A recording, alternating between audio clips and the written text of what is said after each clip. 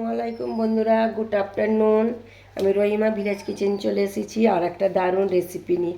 দেখুন বন্ধুরা, আমি পাকা কুমড়া নিয়েছি, মিষ্টা কুমড়া। এইটা আমি আপনাদেরকে ভাজা দেখাবো। অসাধারণ খেতে লাগে।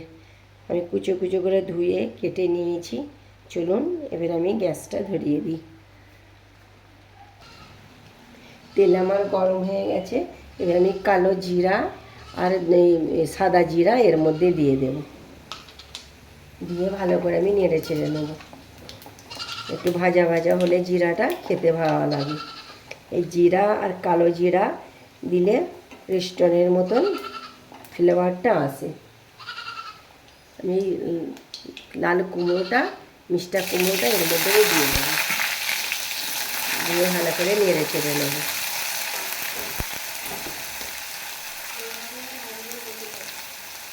সামান্য আমি লবণ দিয়ে দেবো।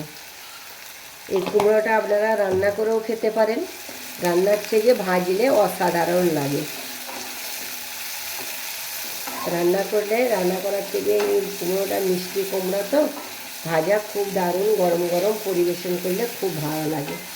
যেসব বন্ধুরা এখনও রহিমা ভিলেজ কিচেনের ফলো করেননি, অবশ্যই ফলো করবেন।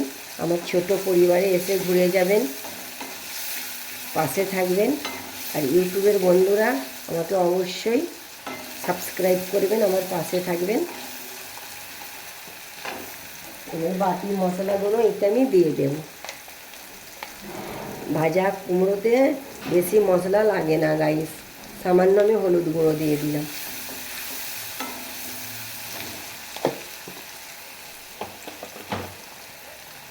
লঙ্কার গুঁড়ো সামান্য দেব।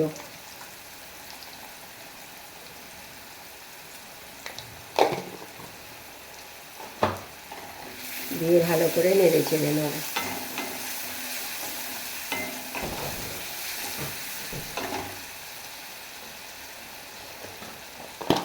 সামান্য জিরে গুঁড়া দেবো।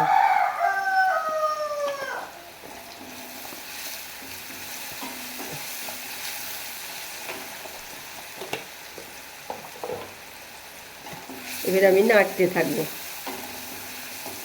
গ্যাসের ফ্লেভারটা কম করে দিতে হবে, দিয়ে এইটা ভাজা ভাজা করতে হবে।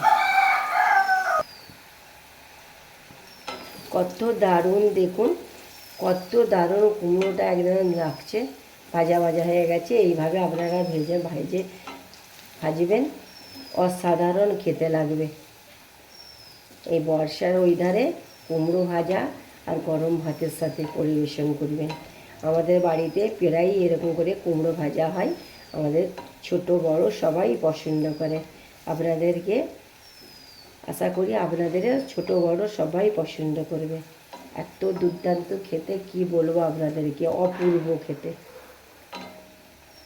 দেখুন না, ভাজা হয়ে গেছে। এবার আমি তুলে নেব। দেখুন আমার কুমড়োটা ভাজা হয়ে গেছে, কত দারুণ সিদ্ধ হয়ে গেছে। দেখুন এত দারুণ সিদ্ধ হয়ে গেছে, মিষ্টা কুমড়োটা বলবার মতন নয়। আর খেতেও অপূর্ব লাগবে, গরম ভাতের সাথে অপূর্ব খেতে লাগবে। একবার হলো আপনারা এইভাবে ট্রাই করবেন বাড়িতে। রেসিপিটা দুর্দান্ত খেতে লাগে। আশা করি আপনাদেরকে ভিডিওটা ভালো লেগেছে। যদি ভালো লাগে লাইক কমেন্ট শেয়ার করবেন, কমেন্টে আমার জানাবেন।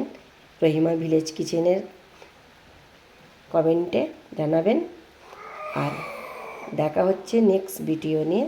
ভালো থাকবেন, সুস্থ থাকবেন। খোদা হাফেজ।